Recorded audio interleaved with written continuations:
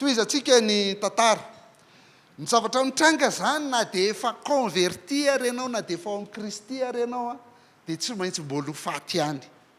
Zay le resaka ny fiainana aloha dia efa milaza an'izay fa ny tenin'Andriamanitra enitsika teo ihany koa dia milaza an'izay hoe tsy maintsy ho faty foana ianao raha mbola taranaka Adama na tera behivavy a dia tsy maintsy ho faty daholo. Dia zay lazain'ny Genesis 3:7-10 hoe ny atsembohan'ny tavanao ny azahoanao anina mandra-piverinao any amin'ny tany fa vovoka ianao ary iverina ho amin'ny vovoka indray. Zay tsy maintsy zay daholo ny faran'ny olona vovoka dia miverina ho vovoka indray.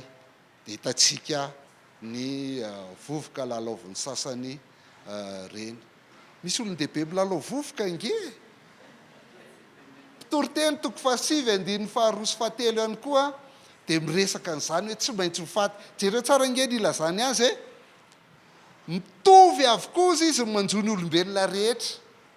Mitovy avokoa manjo ny olombelona rehetra. Eny zavatra ray ihany no manjo ny marina sy ny ratsy fanahy.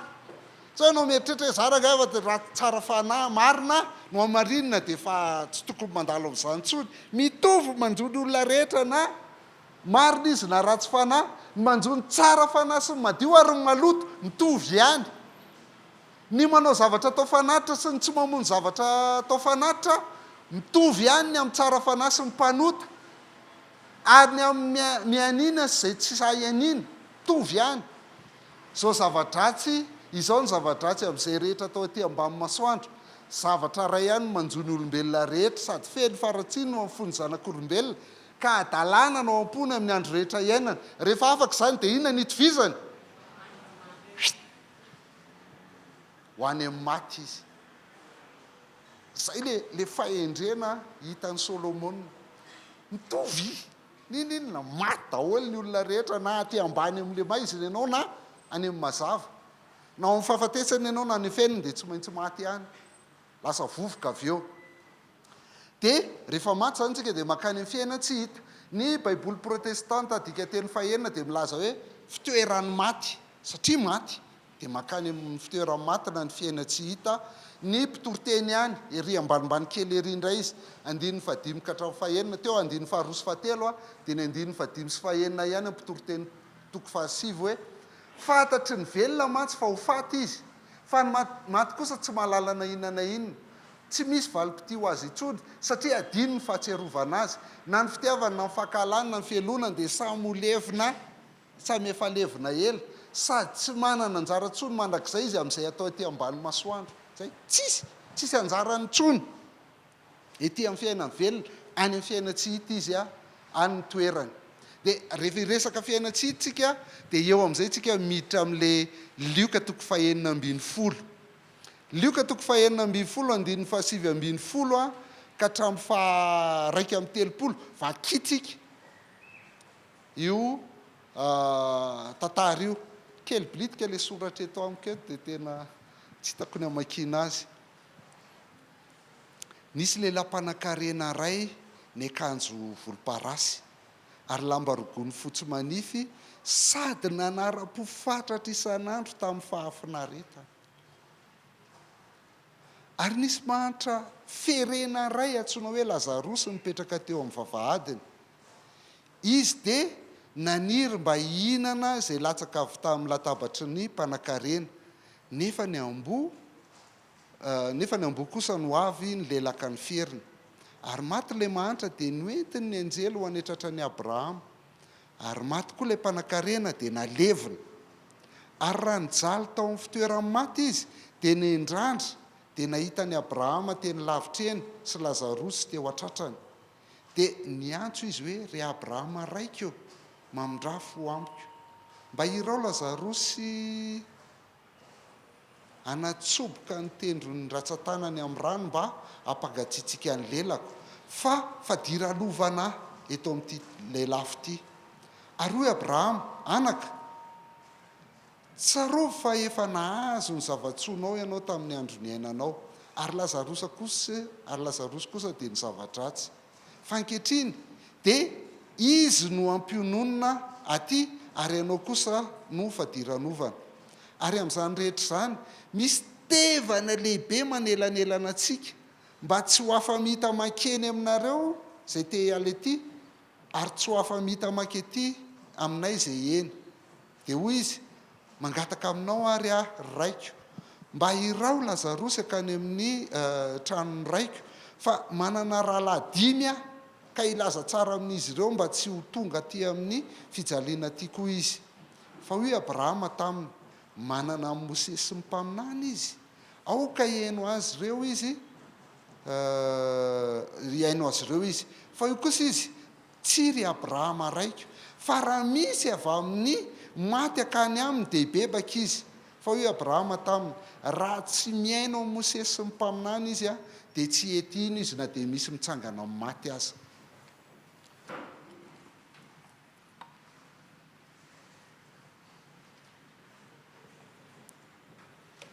Tsy vaovao amintsika le tantara fa efa itsika ihany. Ny fanamariana anankiray tiako apetraka fotsiny dia zao. Voalohany ny fanoharana rehetra na dia endrika fanoharana ary tia nataon'i Jesosy Kristy ity dia mila azontsika fa tsy mitovy amin'ny fanoharana rehetra izy ity, satria tsy misy fanoharana na iray ara misy anaran'olona. Ity ihany no fanoharana zay misy anaran'olona, dia ny anaran'ny Lazarosy sy Abrahama voatononao. Dikan'izany tsy tena le fanoharana le hoe zava-misy iainana andavanandro fotsiny no resahan'i Jesosy Kristy, fa tena zavatra misy mihitsy ny tantarainy. Tena tantara misy mihitsy ny tantarainy, fa tsy fanoharana zay hoe mety hitranga fotsiny na tsy mitranga. Zay aloha zany anankiray voalohany mitranga amin'ity. Raha misy ny olona mahafantatra ny any ambadika fahafatesana any dia Jesosy Kristy, dia zay no tantarainy eto, dia zay no nanasiany anarana an'ilay olona zay ao anatiny, dia Lazarosy sy Abrahama.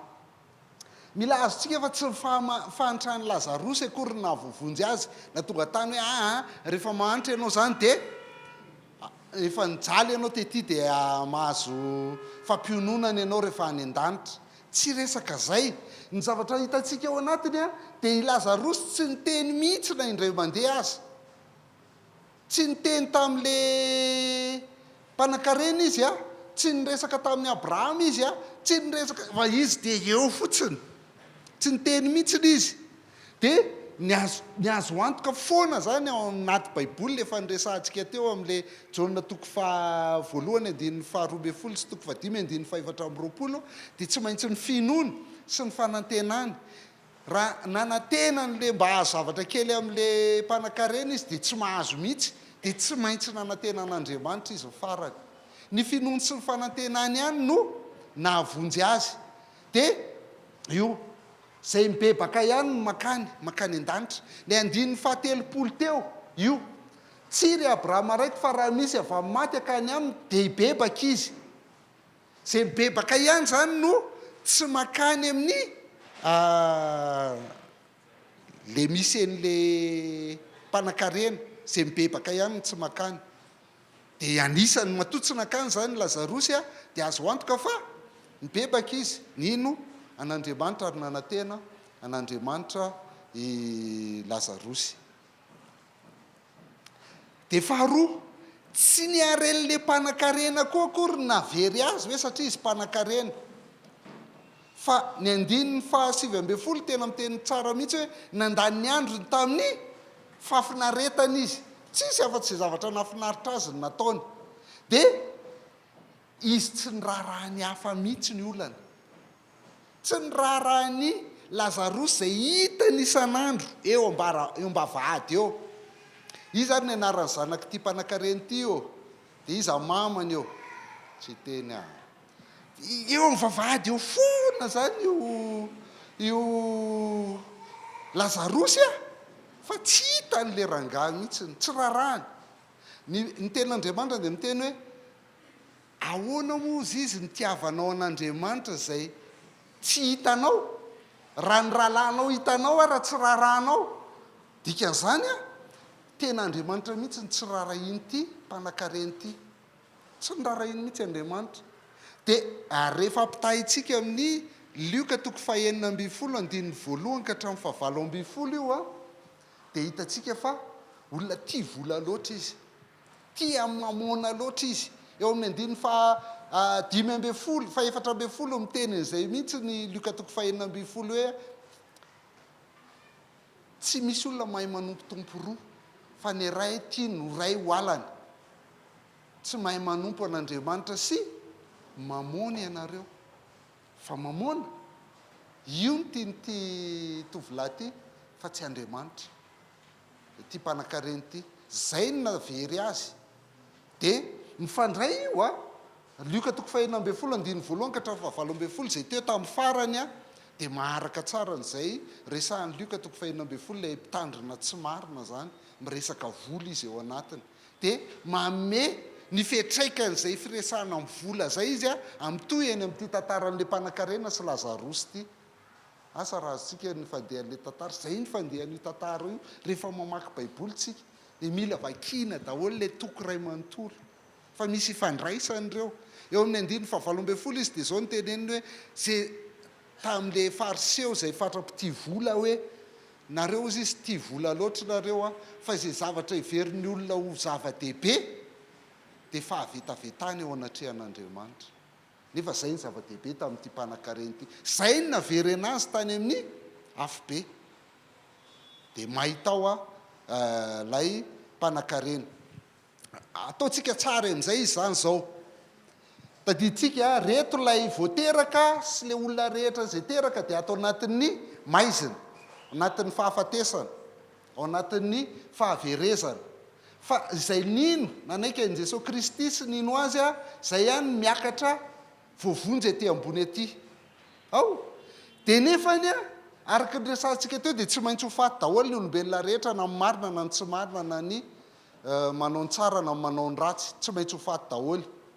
Dia rehefa maty ry zareo a dia zao fotsiny fandehany, zay avato dia makaty. Io le fiaina tsy hita zay mizara anankiroa, zara anankiroa hitantsika teo izy. Zay maty ato dia makaty, ary zay maty ato kosa dia makato amin'ity fiaina tsy hita ity izy. Iny zany zao maty a dia nakany, iny koa maty a dia nakany, iny koa maty a dia nakany. Dia tia koa misy maty a dia nakaty avato, dia iny voan'ny accident izy roa lahy dia niara-maty dia avato a, dia tia koa maty dia avatsy. Satria tsy mino, ao amaizina izy dia mifindra ao amaizina ihany fa tsy miova statut akory. Dia ity toerana ambony ity, io lay nyresahan'i Jesosy Kristy eo amin'ny lioka toko fahatelo amby roapolo andininy fahaefatra amby telopolo rehefa mifantsihana teo amin'ny azo fijaliana izy hoe anio ihany ianao dia eo namiko any paradisa. Io zany le antsoina hoe paradisa io. Eo amin'izay manomboka ny tsy fitovik-hevitra, eo amin'izay manomboka tsy fitovik-hevitra. Fa zay aloha ny lazain'ny soratra masina eto hoe raha vao maty dia makany. Ary i Lazarosy vao maty dia nakaiza izy? Nakany tratrany i Abrahama eo. Io moa zany misy zavatra anankiroa ateneniko mihitsy ny anaran'ilay olona fa tsy olan'izany satria niteny izany izy. Ny chaîne dia zao nolazainy chaîne hoe nareo izy rehefa tsy manao ohatran'ny zavatra toriana iny torianareo a dia zao no mitranga. Zay ozy izy a ety ambonin'ny tany zay a milamina ny fiainanay satria zay mpanan-karena, zany ny finoanay. Dia zay koa voavonjy mankany an-danitra satria zay mino an'i Jesosy a dia milamina koa ny fiainanay any. Fa nareo izy sahirana be ety ambonin'ny tany, mino an'i Jesosy fa mijaly foana ny fiainanareo any ambonin'ny tany. Dia rehefa maty nareo a dia tsy maintsy mankeny tratran'ny Abrahama, trotroiny Abrahama satria vizana be tety ambonin'ny tany. Zany lazay, zany mihitsy ny lazainy a. Dia Maïolina indray zao indray lazay Maïolina hoe tena mampalahelo nareo izy raha zay tratran'ny Abrahama. Lazarosy neny nakany tratran'ny Abrahama e. Fa ny tratran'ny Abrahama ve dia omeza olombelona rehetra rehetra zao? Zany lazay Maïolina. Zany miaino an'ireny fampianarana eny, tena miaino an'ireny.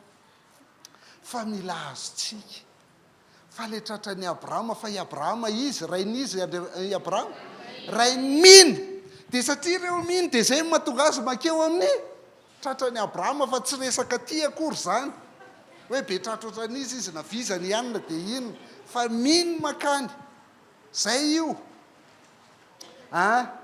rehetra zany zay mpino ato zany maty a dia makaty ary ny tsy mpino ato maty a dia makaty amin'le lazainy hoe fijaliana sy afobe lioka toko fahenina ambe folo le vakitsika teo 17:27 dia zao laza zao hoe ary raha nijaly tao amin'ny fiaina tsy hita zay izy amin'ny baibolinareo raha nijaly tao amin'ny fitoerany maty izy ka nendrandra dia nahitany Abrahama teny lavitreny sy Lazarosy teo an-tratrany dia niantso izy hoe ry Abrahama raiko mamindrafo amiko mba irao Lazarosy anatsoboka ny tendrony ratsan-tanany le ato zany amin'ny rano mba hampagatsitsika ny lelako fa fadiranovana amin'ity lelafo ity tanao lelafo mamay be ny lelany mijaly izy zany ny zavatra iainan'ny olona tsy miny rehefa maty izy dia makany miaraka amin'io mpanan-karena io zay zany zavatra anankiray mila azontsika tsara indrindra fa 20 manana rahalahadimy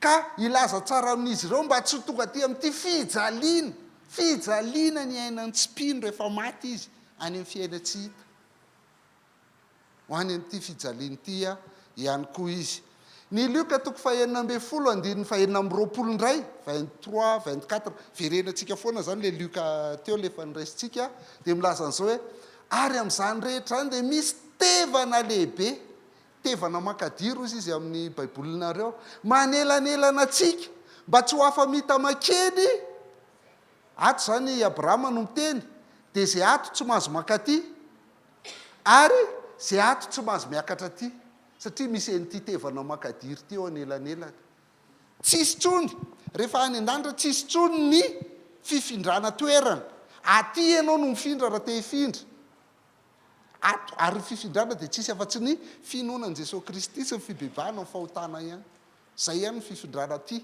fa rehefa maty ianao tonga dia vio direct aty dia ty makaty ty tsy mahazo makaty ty tsy mahazo makaty ty tsy mahazo miverina aty na miverina aty ty koa tsy mahazo miverina ato na miverina ato tsisy irréversible ny lalana zay zany ny zavatra lazainy teo ka iny zao misy maty anankiray iny dia nakary fa nanina iny nakany mijery venareo ka izy ary taty ambony tatyko anina ary izy nakany eo verindalana zay ny andresantsika azy hoe verindalana raha mahay mijery tsara nareo dia tsy mitovy mihitsy reto sy reto azonareo ty misy mena maintomainto manodidina azy fa reto tsy nisy reto le tena izy tsisy fa nareo tsy nahitan'izao fa Andriamanitra ihany nafantatra hoe ty ne tsy izy fa misy maintomainty dia izy zany mba niaraka tamin'ny olona taty dia nieritreritra daholo ny olona mpino ohatranay koa io fa io le Hebreu toko fahenina io le Hebreu toko fahenina ty bany ty everitsika hoe izy io fa rehefa maty io dia makaty satria izy mitovy amin'reto efatra voalohany ingereo tsy mitovy tato efatra voalohan'ireo tsy mitovy asa raha azontsika zany fa tsy hitatsika zany tsika tsy mahalala hoe iza le misy maintimainty dia iza le tsisy tsy fantatsika zany ohatra zany mihitsy ny fiainana miaraka amin'ny tompo samy miaina eto ihany tsy fantatra hoe iriny lefa le makaty dia iriny tsy makaty fa rehefa maty izy zay vao tonga aty dia gaga ianao ary nakay zary ny anina rehefa tonga aty ianao ay zary ianina tsy izy ato izy zany io zavatra eo dia maty ndray sasany iny maty dia makany dia tia ndray maty dia makaty zay tsisy lalana makany ihany no izy tsy mahazo miverina tsy mahazo miakatra tsy mahazo midina tsy mahazo miverina zay fa eto ihany ny mety dia indraindray misy olona mamitaka mody miaraka ampino dia ohatra ampino izy fa tsy izy akory izy raha ny tena marina inona ny ato paradisa ozy izytsika le ato ambony ato dia inona koa izy izytsika teo ohatratra Abrahama le ato fa ny Filipianina toko voalohany 17:20 dia miteny hoe fa sanganehany eo anelanelan'izy roa maniry alaka ho ao amin'ny Kristy satria tsara lavitra zany ho aiza ozy izy dia inona zany ty ambony ty any amin'ny Kristy. Zay le hoe anio ihany ianao dia hiaraka amiko any paradisa, miaraka amin'ny Kristy ihany. Fa io fiaina tsy hita io. Nantsoina hoe nama tsaratsara kokoa izy rehefa atsotsika amin'ny teny frantsay hoe zay ny antsoina hoe état intermédiaire. État intermédiaire, eo anelanelany no misy azy any amin'ny Kristy. Reto olo reto dia efa tao amin'ny Kristy tato a. Tadiditsika amin'izay le hoe tsarovy ino a. Raha misy olona ao amin'ny Kristy dia olom-baovao izy. Efa tato. Dia rehefa maty izy a, dia makany amin'ny Kristy fa ato. Ao Kristy. Ny olana zany a dia misy olona miteny hoe tsisy tsono ty zao, ty fiaina tsy hitato ty, fa tonga dia makany amin'ny Kristy le olona. Marina zany. Fa rehefa avy eo asehoko anareo ny fandehan'le izy. Fa tsy marina zany. Inona ihany ary ty. Ny olona rehetra voateraka dia ato daholo aloha, ato ambany akavia. Zay teraka na iza. Fa rehefa mino an Jesosy Kristy izy a, ka mibebaka amin'ny fahotany a, dia miakatra mankato ambony ato. Zay. Rehefa maty reo a, dia zay ato maty dia makaty, ary zay ato maty dia makaty. Dia misy tevana makadiry ato, dika zay a, zay maty aty ambony aty amin'ny tratrany Abrahama na paradisa na ao amin'ny Kristy tsy mahazo midina makato a, ary zay maty ato amin'ny afo be amin'ny elo a, amin'ny fijaliana tsy mahazo miakatra makaty, tsy mahazo miverina koa. Tsy mahazo miverina fa nitohy ohatr'izay trano. Ay. Dia nitohy any avy eo a Tesalonianina voalohany toko 4 andiny 4 sy 7. Tesalonianina voalohany toko 4 andiny 4 sy 7. Latsaka indray le 7. Zao no lazaina.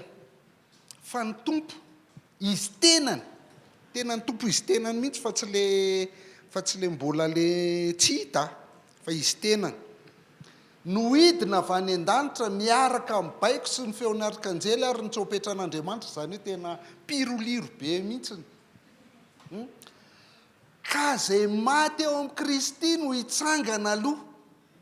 Reto zany. Reto le ao amin'ny Kristy resantsika teo a. Zay maty eo amin'ny Kristy no hitsangana aloha. Rehefa afaka zany dia isika zay velona, ka mbola mitoetra eo no akarina hiaraka amin'ireo eny amin'ny rahona hitsenan'ny tompo. Any amin'ny habakabaka dia ho any amin'ny tompo mandrakarivotsika. Zay zany mitranga. Ato aloha reto zany a, dia reto ato. Dia mbola misy velona ato, dia mbola misy velona ety. Fa rehefa midina eny amin'ny rahona lanitra ny tompo, hita miaraka amin'ny feon'ny arkanjely sy ny trompetran'Andriamanitra ary ny baiko a, dia miakatra. Reto ny miainga aloha. Mitsena ny tompo a, le maty ao amin'ny Kristy, dia avy eo le velona ao amin'ny Kristy mitsena azy. Dia ny atao hoe mitsena miakatra, dia avy eo tonga dia midina indray. Fa tsy hoe mitsena ianao dia afaka fito taona ianao vao miverina, lazain'ny olona fa manao kidnapping ianao raha zany ny ataonao. Ohatrany ahoana ny fitrangan'io amin'izay zany, satria miresaka fitsanganana maty zany tsika. Reto no hitsangana aloha, hitsangana maty reto zany. Ohatrany ahoana izay fitsanganana maty zay a, ny Korintianina voalohany toko 5:10. Andininy fa 5:30 ka hatramin'ny 3:70 vakitsika fotsiny le izy a, tonga dia mazava be hoe rehefa mitsangana maty tsika dia ohatrany ahoana ny toetoetra tsika amin'izay fotoana izay. Zay ny tantarainy eo. Ozy izy hoe fa isy teny hoe ahoana raha ny fomba hitsanganany maty, ahoana raha ny fomba hitsanganany maty. Era tadidinareo ny sketch-ny Francis Turbo hoe dia isy mpivarotra pièce-na olona any satria misy olona mitsangana dia tapatongotra izy tsy ohatr'izany, nisy izay. Dia manontany koa zany Paoly dia mamaly ny baiboly. Ary tena manahoana no isehony, ohatrany ahoana ny endriky ny tenantsika iseho amin'izay andro izay. Dia zao ny valiny ry-adala. Masika ty Paoly ty. Fanontaniana tsotra ohatr'izany dia valiana hoe ry-adala. Ry-adala, izay afafinao tsy azo veloma raha tsy maty aloha. Ary izay afafinao dia tsy ny tenany izay ho avy no afafinao fa vofotsiny ihany, na voambaribazana vo hafa.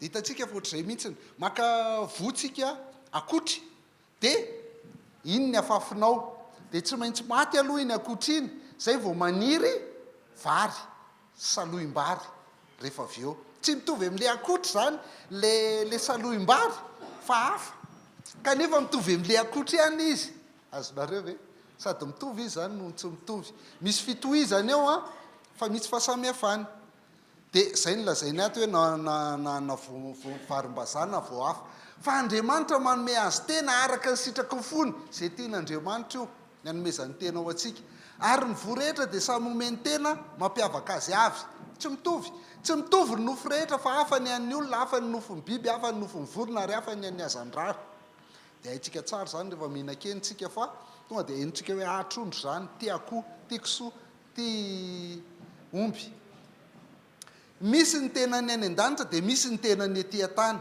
fa hafa ny voninahitry ny any an-danitra hafa ny any etỳ an-tany hafa ny voninahitry ny masoandro hafa ny voninahitry ny volana hafa ny voninahitry ny kintana zany hoe na samy any ary izy tsy mitovy fa ny kintana ray hafa voninahitra noho ny kintana ray dia toy izany koa ny fitsanganana amin'ny maty afafy amin'ny fahalovana izy ty tenantsika ity zany le mety loha dia afafy amin'io fahalovana io tenantsika dia atsangana amin'ny tsy fahalovana afafy a dia maty ohatran'le voty eo dia mitsangana rehefa avy eo a tsy loha tsony zay atsangana amin'ny tsy fahalovana afafy amin'ny fahafahamboninahitra izy zao fa baraka mihitsy zao dia atsangana amin'ny voninahitra afafy amin'ny fahalemena malemilemy kely maratra maninona dia atsangana amin'ny hery afafy amin'ny tena araka ny fomba ny mananaina fotsiny fa atsangana ny tena araka ny fomba-panahy hafa mihitsy zany le mitsangana eo misy itovizany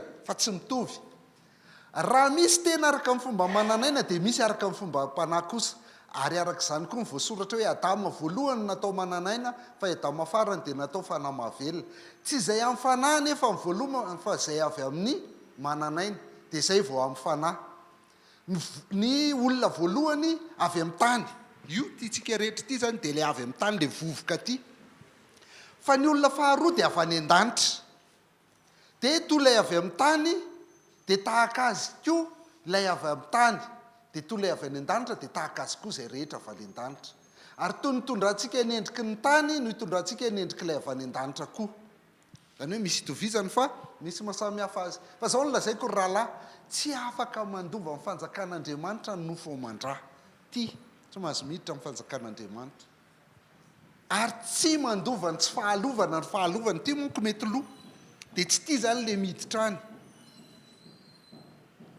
indro zava-miafina nambarako aminareo tsy mody mandry avokoa isika rehetra fa vetivety amin'ny ray mpimaso raha ohatra zany ka tonga ny tompo dia anatin'ny ray mpimaso fotsiny a dia hovany sika fa tsofina ny trompetra io le nyresantsika tary amin'ity tesalonianina voalohany toko fahefana tsofina ny trompetra dia atsangana tsy olotsony ny maty zay le teo dia hovanytsika ty zany tsy ty zany le makany fa hafa indray hovanytsika fa ity mety loha ty dia tsy maintsy hitafy ny tsy fahalovana rehefa tonga any ary ty mety maty dia tsy maintsy hitafy ny tsy fahafatesana fa rehefa mitafy ny tsy fahalovana ty mety loha ty ary mitafy ny tsy fahafatesana ty mety maty dia tanteraka ny teny voasoratra hoe ry fahafatesana dia voatelina karesy ry fahafatesana ho aiza ny fandresenao ry fahafatesana ho aiza ny fanondronanao fa niota ny fanondrona ny fahafatesana ary lalàna ny herin'ny ota fa isaorana ny Andriamanitra izay manome antsika fandresena amin'ny alalan'i Jesosy Kristy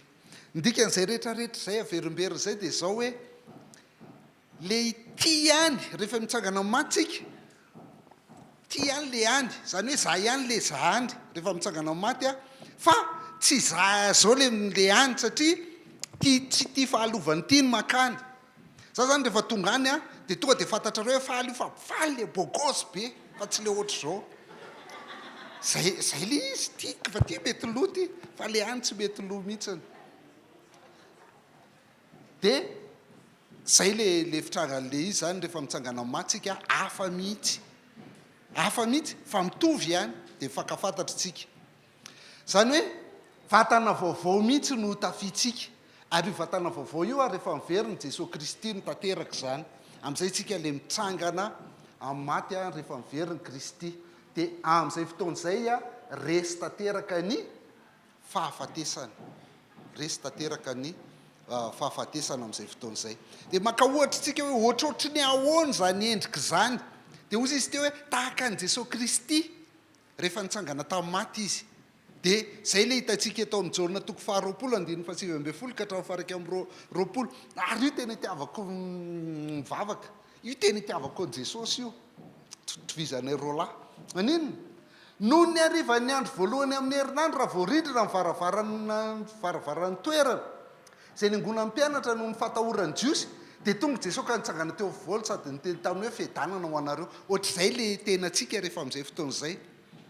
Namidy ohatrin'inona ary ty tonga dia tafiditra tsika, tsy voasakan'ny rindrina sy ninona tsony. Zay zany le endrika le tena amin'izay fotoan'izay.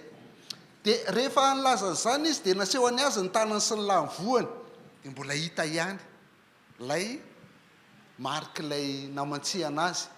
Dia faly ny mpianatra raha nahita ny tompo, dia hoy indray Jesosy tamin'ny fiadanana ho anareo tahaka na ny raha andray ihany na ny rahako anareo kosa. Zay zany le endrika le tena tsika rehefa any, tsy voasakan'ny zavatra materialy eto ambonin'ny tany tsony. Luka 4:5-7 rehefa nitsangana tamin'ny maty any Jesosy Kristy dia ohatr'izao ny endriny. Raha mbola nilaza zany izy dia izy ireo dia nitsangana teo afovoany Jesosy ka niteny taminy hoe fiadanana ho anareo. Dia taitra sady raikitra ohatra izy ireo satria nihevitra fa nahita matotoa, veriny fa matotoa zany, dia azavaina amin'izay le atao hoe matotoa. Nefa hoy Jesosy taminy, nahoana ny taitra ianareo ary nahoana ny tonga am-ponareo fisalasalana? Jereo ny tanako sy ny tongotro, fa izany izy. Tsapahoaka jereo fa matotoa tsy manana nofo sy taolana tahaka izao hitanareo azy zao. Tsy mivadika matotoa zany tsika fa mbola manana nofo sy taolana, fa io nofo sy taolana io afaka mitsofoka eto amin'ity rindrina ity dia voaka ry. Na mijanonao koa raha tianao fa no inao moa ianao zany, tsy azoko mihitsy. Manana tanana sy tongotra izy, azo tsapaina tsara, io azo tsapaina tsara. Dia rehefa niteny izany izy dia naseho any azy ny tanany sy ny tongony. Raha mbola tsy nino ihany izy ireo no ny hafaliana sady mbola talanjony, dia hoy Jesosy taminy, manana zavatra hohanina va ianareo? Dia nomeny tapaky ny hazan-drano voatony sy tantely izy, dia nyraisiny dia nohaniny. Io le milay mbola mikatsika rehefa tonga any, tsy marary vavony intsony. Tena tiako be io. Zay le izy. Marika 2:2-4:7-20. Hoy Jesosy taminy, tena zava-dehibe zany io resaka fitsanganana amin'ny maty io a, mila azontsika io. Tsy izao tsy fahafantaranareo ny soratra masina sy ny herin'Andriamanitra zao fa no mahadiso lalana anareo, fa ny fitsanganana amin'ny maty dia tsy apakabadina voakapakarina vao tahaka ny anjely any an-danitra izy. Indray aloha zany anankiray koa rehefa any a, tsisy vady tsony. Mbola hitako haingo rehefa any, ary tena mbola voamaika any tsara fa tsy vadiko tsony fa efa ranabavy. Ranabavy haingo. Ohatry ny anjely. Ohatry ny anjely any an-danitra. Satria ny tena ny voninahitra no hitsangana. Ny olona tsy mino an'izay fitsanganana amin'ny maty izay dia ozy izy hoe tena tsy mino ny soratra masina sy ny herin'Andriamanitra. Fa avy amin'ny herin'Andriamanitra ny sehoany izany zavatra izany a, ny havitan'ny izany ary izany ny ambaran'ny soratra masina fa hitsangana amin'ny maty tsika. Ary tena ny voninahitra. Filipianina 4:20 hoe ny fanjakantsika dia any an-danitra. Avany koa ny andrasantsika mpamonjy dia Jesosy Kristy Tompo, izay anovany tena tsika voahetry ty hitovy endrika amin'ny tenany voninahiny, araka ny fiasan'ny heriny izay aizany mampanaiky ny zavatra rehetra eo ambany fahefany. Lasa mitovy endrika amin'ny Kristy tsika, zay le hoe lasa mitovy amin'ny Kristy tsika rehefa any amin'ny fitsanganana amin'ny maty a, dia hitovy voninahitra aminy. Dia verinetsika zany zao no lazainy, ny tompo izy tena ny nohidina avy any an-danitra miaraka amin'ny baiko sy ny feon'arikanjely ary ny tsoapetran'Andriamanitra, iny izy fanidina. Ka rehefa afaka zany, ka zay maty ao amin'ny Kristy no hitsangana aloha reny zany izy. Rehefa afaka zany dia sika izay velona ka mbola eo no akarina hiaraka amin'ireo eny amin'ny rahatra dia hitsenan'ny tompontsika. Zay, iny le sary zany. miakatra tsika mitsenany tompo eny amin'ny abakabaka dia miverina amin'izay miditra amin'ilay fitsarana lehibe. Dia ireo le sary fa lasa etsika zany manodidina an'la seza fiandrianana hitsarany reto. Dia hiditra amin'ny resaka fitsarana, dia rehefa vita amin'ny fitsarana, any amin'izay ireo vitany aminy any amin'ny fahaverezana mandrakizay ireo na le velona na le maty. Na reto velonreto na re maty reto dia samy makany daholo. Dia rehefa vita indray fitsarana dia tsika makaty amin'ny mandrakizay amin'izay. Zao ny faran'ny olona. Dia retsika amin'izay ary voalazan'ny tenin'Andriamanitra momba an'izay blabla zay. Ny Apokalipsy 20:20 ka hatramin'ny 5:10. Zao no lazainy. Ary hitako fa indro ny seza fiandrianana fotsy lehibe. Io izy io. Tsy ohatr'izao ny endriny Zao ihany mba haiko manao sary azy. Hitako fa indro ny seza fiandrianana fotsy lehibe sy ilay mipetraka teo amboniny. Ny tany sy ny lanitra dia nandositra azy ka tsy nisy ny toerana ho azy tsony. Ary nahita maty na lehibe na kely nijoro teo alohan'ny seza fiandrianana. Nisy boky maromaro ny velarina ary nisy boky iray hafa ny velarina. Ary ny boky ny fiainana izany. Ary ny maty dia nitsaraina arak'izay voasoratra tao anaty boky araka ny asany. Ary ny ranomasina namoaka ny maty tao anatiny. Ny fahafatesana sy ny fitoeran'ny maty dia namoaka ny maty tao aminy. Samy nitsaraina araka ny asany izy. Ary ny fahafatesana sy ny fitoeran'ny maty, fiaina-tsy hita raha tianareo, dia natsipy tany amin'ny farihy hafa. Izany ny fahafatesana faharoa dia ny farihy hafa. Ary raha nisy tsy hita voasoratra ao amin'ny boky ny fiainana dia natsipy tany amin'ny farihy hafa izy.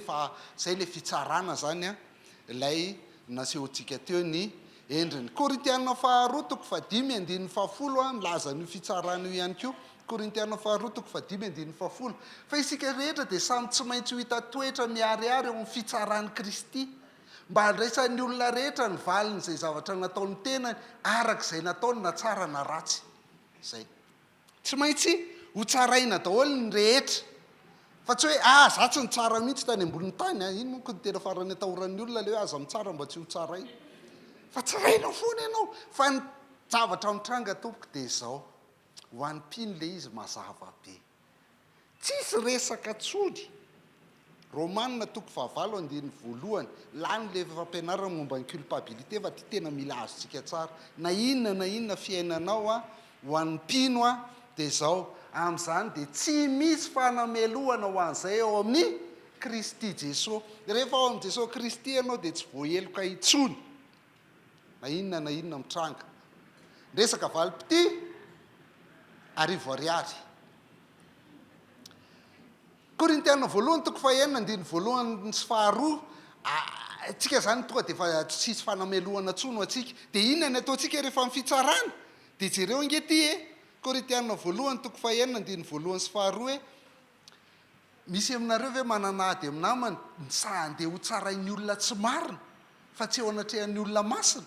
Sa tsy fantatrareo fa ny olona masina dia anina ozy izy? Hitsara zao tontolo zao. Ary raha hitsara zao tontolo zao ianareo mo tsy mendrika hitsara izay zavatra madinika indrindra va? Tsy fantatrareo va fa hitsara anjely sika. Maika fa izay zavatra momba izao fiainana izao. Zay ny mahatonga an'le hoe rehefa avy niakatra tary zany le mpino dia le nandidina n'le seza fotsy lehibe. Satria hitsara miaraka amin'ny Kristy, hitsara n'izao tontolo izao. Ary na ny enjely aza dia mbola tsika koa no hitsara azy. Voninahitra anie zany. Misy olona mizesy tamin'ny voninahitra etỳ an-tany. Mpino zany milaza hoe voninahitra dia izay le mpanan-karena. Fa levona ohatran'ny voninahitra angera ny voninahitra ireny. Fa ny voninahitrsika any an-danitra io tsara zao tontolo zao hitsara anjely mihitsy ary sika. Dia ho an'ny tsy mpino indray zany dia ohatr'izao ny miandry azy. Raha tsy mpino izy dia izao ny miandry azy. Romanina 2:2 sy 5. Fahavinirana sy fahatezerana kosa ho an'izay mitady ho an'ny tenany ihany. Zay mihitsy ho ny tsy mpino. Za ihany zay azahoako ho anay ihany na mivavaka na inona dia ho anay foana. Zay nanatrika an'le pieuvre et tentacule tary amin'ny épreuve et tentation le izy. Fa ny pieuvre et tentacule ihany. Dia resahana hoe io le mitady ho an'ny teny io tena fakapanangeza be ho antsika io. Fahavinirana sy fahatezerana kosa ho an'izay mitady ho an'ny tenany ihany sady manohitra ny marina ka manaraka ny tsy marina. Fahoriana sy tebotebo ho an'ny olona rehetra izay manao ny ratsy ho an'ny jiosy aloha nefa amin'ny jentilisa koa. Apokalipsy 4:15. Fa ny osany tsy mino ny vetaveta, ny mpamono olona, ny mpijangajanga, ny mpanao ody ratsy, ny mpanompo sampy, ny mpandainga rehetra dia anana ny anjarany any amin'ny faharimy rehetra afo sy solofara. Izany ny fahafatesana faharoa. Zao tiany dia efa ngeza be. Osa samy joro vavolombelon'i Jesosy Kristy ianao satria ianao tsy mino. Zay ny fototr'ireo tsisa rehetrarehetra ireo mbola mpanota hatramin'ny naterahana ka hatramin'ny farany ireo olona ireo. Verenantsika le sary zany, ohatr'izao zany le sary raha fitiantsika izy. Ity ny fiainana, fahavelomana, voateraka rehetra ny olona dia ato daholo ao anatin'ilay antsoina hoe fahafatesana na maizina na fahotana, ato daholo. Dia rehefa mino an' Jesosy Kristy izy dia miakatra mankato amin'ilay fiainana na masina na mazava ao amin'ny Kristy. Ao amin'ny Kristy. Rehefa maty izy dia mankaty amin'ny fiaina tsy hita.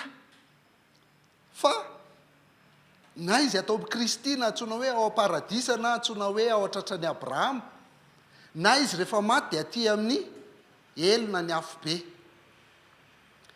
Dia rehefa tonga Jesosy avy eny amin'ny rao an-lanitra dia mitsangana amin'ny maty aloha, mitsangana voalohany mitsena an' Jesosy Kristy, dia itsika izay mbola velona dia mitsangana ihany koa mitsena anazy eny amin'ny rao an-lanitra.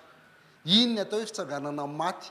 Eo tsika zany le mahazo tena vaovao. Dia miaraka amin'ity seza fiandrianana fotsy lehibe ity tsika mitsara an'izao tontolo izao sy mitsara anjely, dia zay osa sy tsy mino mandeha makary ty fitsarana zany, dia ny osa sy tsy mino mandeha makany amin'ny fahaverezana mandrakizay, fa itsika kosa makany amin'ny fiainana mandrakizay.